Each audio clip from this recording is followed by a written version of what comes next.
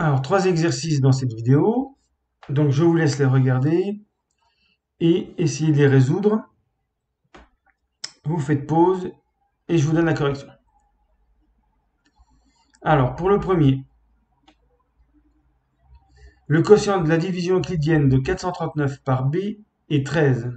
Quels peuvent être le reste et le diviseur? Donc, b et r. Alors, on va écrire la division tout simplement. 439. Donc, b fois 13, puisque on vous dit que le quotient c'est 13, plus r. Avec r compris entre 0 et b. Le fait que r soit compris entre 0 et b, ça veut dire qu'à la fois on a 439 qui va être plus petit que 14b, puisque r est plus petit que b. Mais en même temps, comme r est positif, 439 est plus grand que 13b. Et c'est cet encadrement qui va nous permettre de trouver un encadrement de b. Donc là, j'ai utilisé r compris entre 0 et b. Alors, 13b plus petit que 439, ça veut dire que b est plus petit que 439 sur 13. Et puis là, 439 plus petit que 14b, ça veut dire que b est plus grand que 439 sur 14. Bon là, j'aurais même strictement, mais ça ne doit rien changer, c'est pas des entiers. Donc, j'en déduis que b est plus grand que 439 sur 14 et plus petit que 439 sur 13. Vous pouvez vérifier, il n'y a que deux entiers possibles, c'est 32 ou 33. Donc on va essayer les deux, parce qu'il n'y a pas d'autre possibilité. Alors j'essaie avec 32, ça me fait 439 égale 32 fois 13, puisque Q c'est 13, et ça me donne un reste de 23. Donc ça marche, 23 est plus petit que 32. J'ai bien trouvé la division euclidienne de 439 par 32, qui me donne un reste de 23 et un quotient de 13. Donc pour résoudre le problème, il faut que le quotient soit égal à 13. Et puis l'autre possibilité, c'est 439 égale 33 fois 13. Et ça marche encore, on rajoute 10 pour compléter 439. Donc j'ai bien un quotient égal à 13, c'est ce que je voulais. Et pas de problème, c'est une division euclidienne puisque j'ai un reste ici, 10 qui est plus petit que 33. Et ce sont les deux seules possibilités, puisque l'encadrement m'a obligé à ne prendre que b égale 32 ou b égale 33. Alors, deuxième exercice. Le reste de la division euclidienne de moins 37 par b est 14. Quelles peuvent être les valeurs de b et du quotient? Donc, on va écrire la division euclidienne. C'est b fois q plus 14. Voilà, donc b et q sont les deux inconnus. Mais il faut que, bien sûr, le reste soit plus petit que b. Donc b doit être plus grand que 14. Là, il suffit de transformer un peu. B fois Q égale moins 37 moins 14, ça fait moins 51. Et donc, ça revient simplement à trouver les diviseurs de moins 51, mais qui sont plus grands que, pour retrouver B, que 14. Et il n'y en a que deux.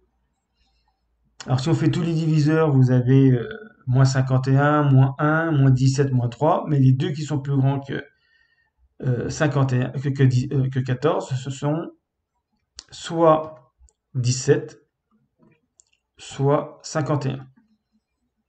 Alors ça prouve pas que les deux vont marcher, mais au moins ça prouve qu'il n'y en a pas d'autres. Puisque B doit être plus grand que 14. Donc B devait diviser moins 51, donc 51, tout en étant plus grand que 14. Alors on va essayer avec B égale 17, ça me fait moins 37 égale 17. Donc je fais, là il faut que j'ai plus 14. En fait, il faut refaire le moins 51. Donc 17 par moins 3 plus 14, ça marche. J'ai Q égale moins 3. R égale 14 qui est compris entre 0 et 17, pas de problème. Deuxième solution, moins 37 égale 51 fois moins 1, ce qui me donne moins 51. Et je rajoute encore le 14 qui me donne le reste. Donc j'ai bien, pour les deux cas, ce qui était demandé, un reste égal à 14. Et en faisant attention toujours que le reste soit plus petit que le diviseur. Et donc il ne restait que ces deux cas possibles. Troisième exercice. Donc on divise 7n plus 5 par 3n plus 1 en fonction de l'antinaturel n.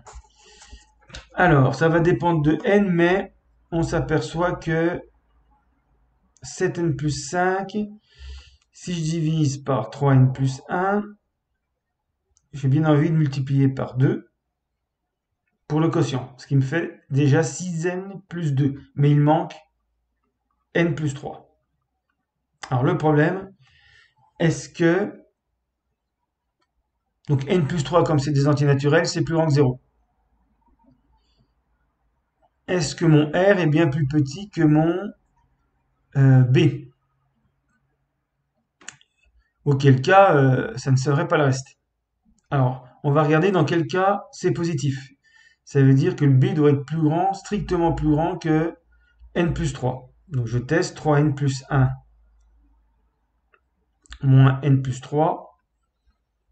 Ça fait 2n moins 2. Et donc pour que B soit plus grand que R, B moins R doit être strictement positif. Donc là j'ai fait B moins R. Donc je l'appelle R même si je ne suis pas sûr que ce soit le reste. 3n plus 1 moins n plus 3, 2n moins 2, c'est positif si et seulement si 2n est plus grand que 2, donc n est plus grand que 1. Donc à partir de l'antinaturel 2. Donc à partir de 2, on est tranquille. Par contre, il va falloir étudier, donc si n est supérieur ou égal à 2, n plus 3 est strictement plus petit que 3n plus 1, donc ma division euclidienne marche ici. Ma division, enfin mon écriture, c'est bien la division euclidienne. Donc dans ce cas-là, si n est plus grand que 2, Q ça sera 2, et R ça sera n plus 3. Parce que n plus 3 sera plus petit que B égale 3n plus 1. Il faut étudier les cas particuliers n égale 0, n égale 1 du coup. Pour n égale 0, 7n plus 5 ça vaut 5. 3n plus 1 ça vaut 1. Et donc je fais la division de 5 par 1. B, donc 1 fois 5 pour le quotient, plus 0. Là le reste égale à 0. Donc c'est pas du tout de la forme n plus 3. Et puis si j'ai n égale 1, 7n plus 5 égale 12, n plus 3 égale 4. Donc je divise 12 par 4, 4 fois 3 pour le quotient, plus encore une fois 0. Et donc là, ma formule générale ne marche pas. Donc il faut bien faire 3 cas de figure. N égale 0, n égale 1, qui donne un reste égal à 0. Et puis un quotient, donc pour le premier c'est 5, pour le deuxième c'est 3. Et puis en règle générale, à partir de n plus grand que 2, le quotient ça sera toujours 2.